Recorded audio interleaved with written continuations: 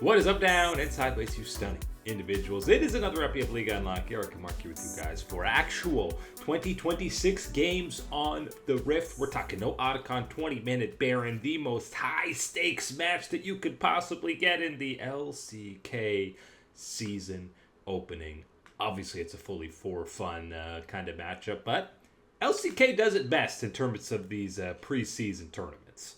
And I think people kind of lose track of why these are important, why it is valuable to have a legitimate for fun, an easy entry point for the beginning of the year. This is it right here, because I can tell you, I was hanging out with some friends last night. They didn't know in the schedule what was going on. I said, hey, LCK is coming through with this, it's going to be wacky, but it's going to be here. And here you get to see 2026 League of Legends, the new map, everything else. They had a great time. This is exactly what people are looking for. And I think the LCK hit a home run with how they scheduled and formatted this one out to get us started. Yeah, and obviously the mid laner's kind of the marquee team that you want to see, as a tradition in the LCK. And we'll just rip through some of these matchups. It started off with that Team Jungle versus Team Mid, and this one was over by level 2 because Owner and the boys decided they wanted to just run it on a jungle invade. They forgot they all weren't junglers, and 4 of them die, and they get styled on by Showmakers LeBlanc. That's an understandable mistake to go, okay, yeah, we're going to go for that, and then go, wait a minute. 5 smites? Oh. This is not how this is going to work out. And I think, again, when you were talking about a team that has not only Faker and Chovy on it, but you can then slide in Mr. Showmaker. You can slide in Scout in the jungle, which let's keep track of that one throughout the year, because I don't think there's still going to be some questions about Scout in the mid lane. Scout in the jungle is opening my mind to some new possibilities right now with what we are seeing. Team mid lane, quite scary when you're talking LCK. Yeah, and eventually I think it's 36-6 in kills in this opener, like right as Baron is spawning. So this was just KDA Farmer's Heaven for mid lane in that opening one. Then we had the battle of the bot laners, bottom versus support. And this was, Diable and Ruler's kind of an unfair bot lane in terms of the laning phase, and they demonstrated that. But the guy having the most fun was the guy who lost the match, and that was Keria on the Zoe. He looked good on it. Faker should be sweating. And again, opening the eyes, the possibilities that could be there. If anyone's going to do it in the support position, why not Keria? And yeah, you're seeing him bust out that type of technology. I think this one was very, very unfair to get to watch this one. I know it's a theming one, right? Support, bot, all that type of talk and conversation.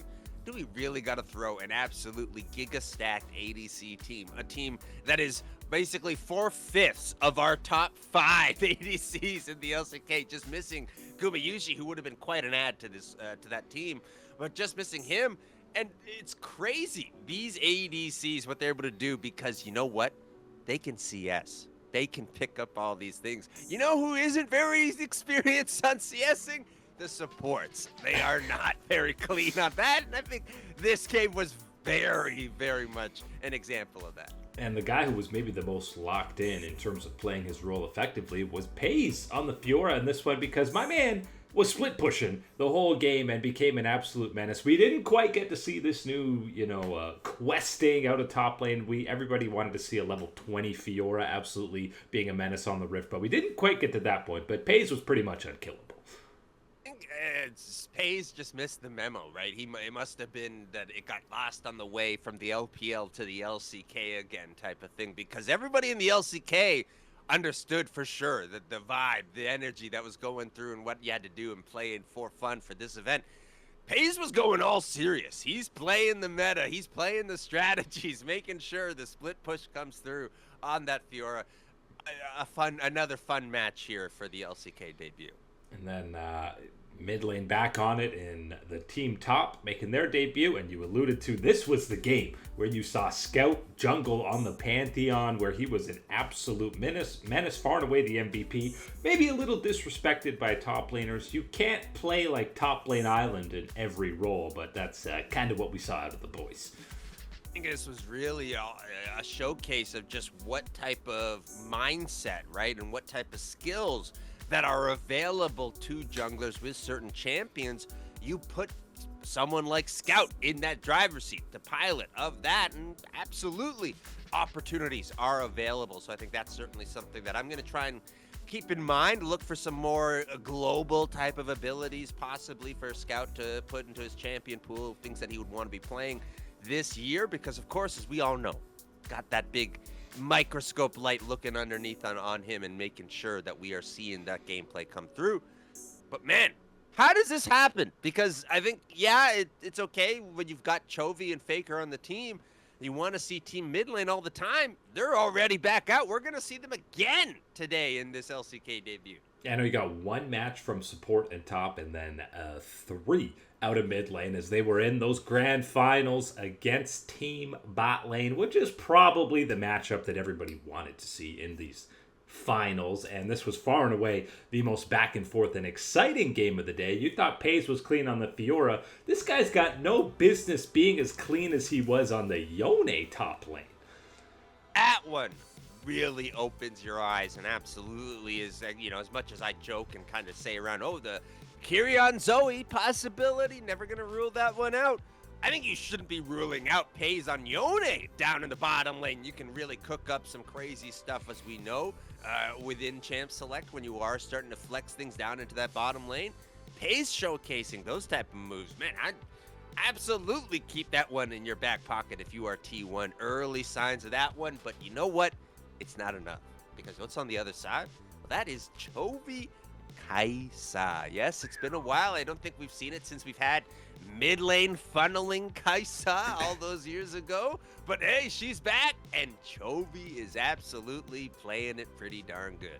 Leave it to Chovy to have this kind of for fun event and still be rocking well over 10 CS per minute. Actually had a solid laning phase against the 2 bottom laners. We've seen him look good top lane. Now we're seeing him star as AD carry, and the buzzcut era Chovy might be the full villain arc that we need. But especially the kind of final team fight of this one was, like, the mechanics were way too high quality for this being a for fun event. And then you even get Faker on the Scion, the final cleanup, as it's a combo between him and Chovy to secure the back-to-back title for the mid lane squad. It just proves that Faker's picking up a thing here or there when he's going for those Red Bull League of Their Own events, playing against Lost Ratones all those times, getting to go up. It's been one shot enough by the boss that he knows. It only takes one time to feel that pain so severely that, you're going to remember it for the rest of the time.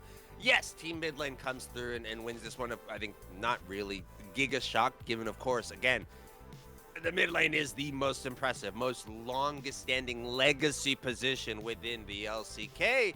That doesn't mean that, again, the firepower wasn't there for the ADCs, for the bottom lane squad. So absolutely excited that was the finals. And yeah, again, this is loosey-goosey type of things and whatever. But again, for that debut, welcome back to League of Legends. Here's Summoner's Rift 2026. All these type of changes and everything else.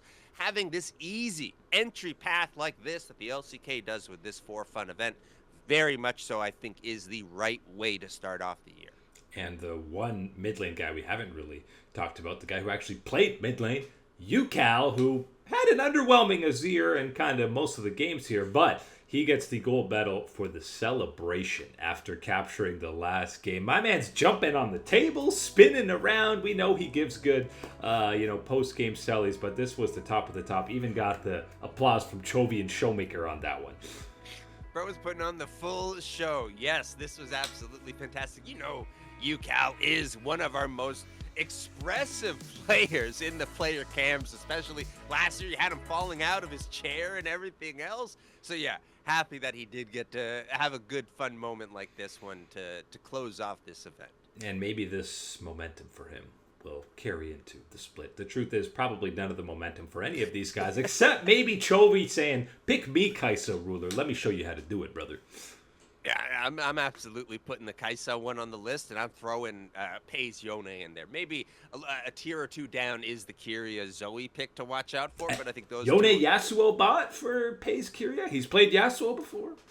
Oh, the Bash Brothers coming down to the bot lane for T1 in a movie theater near you soon. Yeah, that would be pretty fun. Yeah, well, write that down. Add that into the pick ban for T1. The fans definitely wouldn't get upset by that getting picked into an actual serious game. But now we're just less than a week away from games actually kicking off in both the LCK and the LPL. So the dry spell is nearing its end, guys. We will have actual meaningful games that go on the record book soon enough. But this was a nice little appetizer to it all. But that is it today for League Unlock. Eric and Mark here with you. Absolute stunners. Thanks for hanging out. You know we will catch you on that flippity flip.